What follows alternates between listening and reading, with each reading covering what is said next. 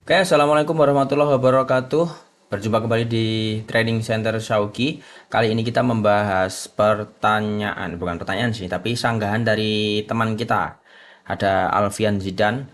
Pertama dari sini ada pertanyaan atau kuis dari Shauki. Dari pilihan berikut, manakah yang meningkatkan kuat tegangan output generator? Yang mana jawaban yang benar adalah RPM rotornya naik. Jadi RPM rotor naik itu tegangan juga naik. Kalau kuat kemagnetan turun ya tegangan turun. Jumlah lilitan dikurangi pastinya juga akan mengurangi nilai tegangan. Dan beban terpasang pada generator di situ mengakibatkan ada pengereman magnetis yang mana bisa menyebabkan penurunan RPM dan di situ juga turun tegangan. Nah, di sini ada sanggahan RPM rotor naik menaikkan frekuensi. Kemagnetan rotor naik menaikkan tegangan. Mohon koreksinya, Pak. Jadi sebenarnya untuk sanggahan dari Mas Alfian Zidan ini tidak sepenuhnya salah, tapi juga tidak sepenuhnya benar. Karena ada yang bagian yang benar, ada yang bagian yang saya rasa kurang tepat ya. Bukan salah sih, kurang tepat. Jadi gini, nah kita ke hukum Faraday 1. Di mana di situ kalau kalimatnya setiap perubahan medan magnet yang diterima oleh kumparan akan menyebabkan gaya gerak listrik yang diinduksi oleh kumparan tersebut. Jadi intinya kalau ada kumparan atau penghantar lah ya, kemudian di situ ada magnet yang bergerak, maka di situ nanti akan muncul listrik. Intinya seperti itu. Nah, di situ ada rumus epsilon atau di sini kayak E gitu ya, sama dengan negatif N dalam kurung delta theta apa ini lupa, dibagi delta T.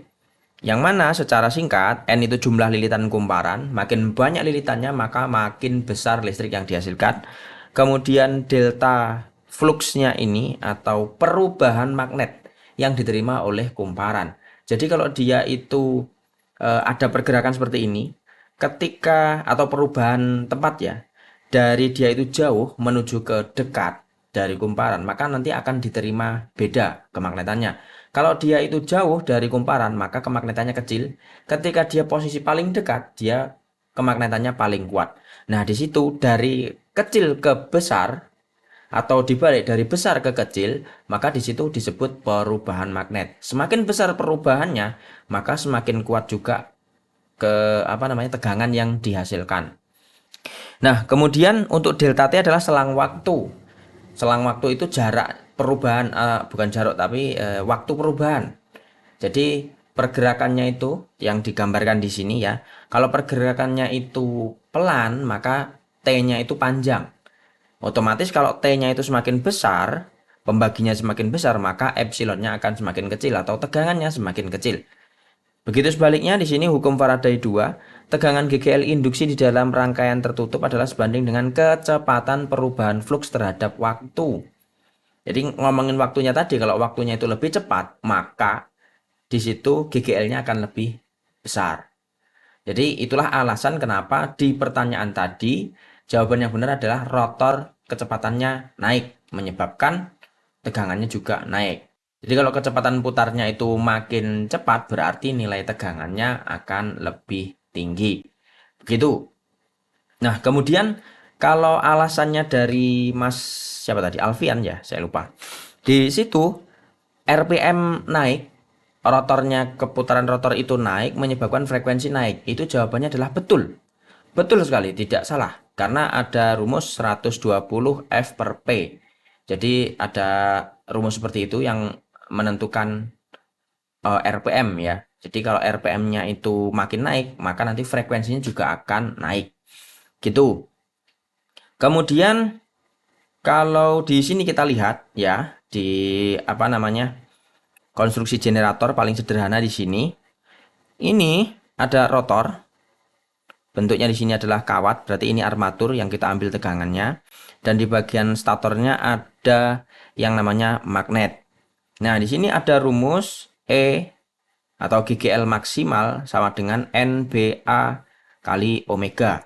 N adalah jumlah lilitan, ini lilitan armaturnya.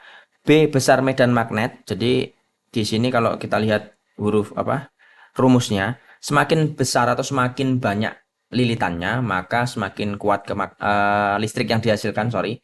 Semakin kuat kemagnetannya, semakin kuat listrik yang dihasilkan. Sama seperti yang diproteskan sama Mas Alfian tadi ya, disanggah tadi. Kemudian yang A itu adalah luas bidang kumparan.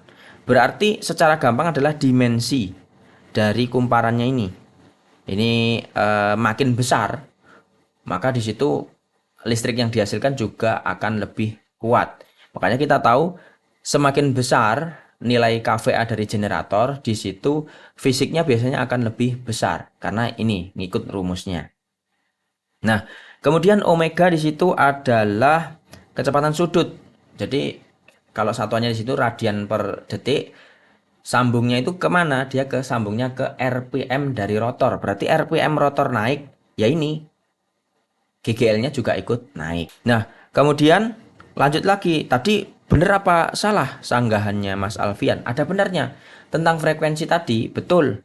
Jadi kalau misalkan omeganya itu naik, frekuensinya juga naik. Kita dilihat di sini ya.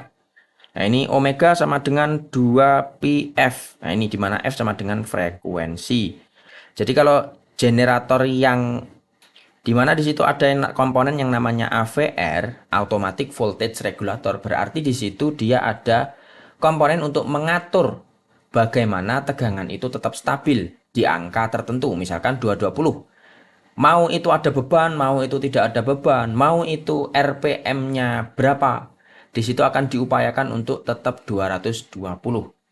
Seperti itu. Berarti kalau kita naik turunkan RPM-nya, nanti AVR akan memainkan juga apa? Biasanya kemagnetannya akan diturunkan kalau misalkan RPM-nya naik. Jadi kalau RPM naik, di situ kan normalnya tegangan itu juga naik. Tapi karena di sini ada beliaunya, ada AVR, dia nanti akan mendeteksi, ini lebih besar daripada standar saya. Maka saya akan turunkan kemagnetan di exciter supaya tegangannya turun. Seperti itu. Jadi memang kalau di generator yang sistemnya itu lebih rumit, ini yang RPM-nya itu dikhususkan untuk mengatur frekuensi. Nah, untuk mengatur tegangan dia pakai yang namanya eksitasi. Entah itu pakai AVR, entah itu pakai yang model digital, analog ataupun transformer. Nah, itu terserah dari pabrikannya. Tapi kalau generator pada umumnya, mungkin teman-teman pernah lihat di generator set di hajatan, di situ biasanya untuk memainkan tegangan, abang-abangnya itu nanti akan memainkan RPM. Jadi RPM-nya naik, tegangannya juga ikut naik. Nah, frekuensinya bagaimana? Frekuensinya juga akan ikut naik. Nah, itu berarti frekuensinya nggak stabil dong, nggak standar dong. Bisa jadi ya. Makanya di situ pemakaian bebannya agak apa ya? Alat listriknya itu yang kuat dengan perubahan seperti itu, perubahan frekuensinya. Kalau komponen yang sangat sensitif terhadap perubahan frekuensi, biasanya tidak akan terpasang di situ karena bisa menyebabkan kerusakan. Nah, itu saja teman-teman untuk kali ini, semoga mencerahkan. Kalau ada yang perlu ditambahi, tolong sampaikan di kolom komentar. Akhir kata, terima kasih atas perhatiannya. Mohon maaf atas segala kekurangan. Assalamualaikum warahmatullahi wabarakatuh.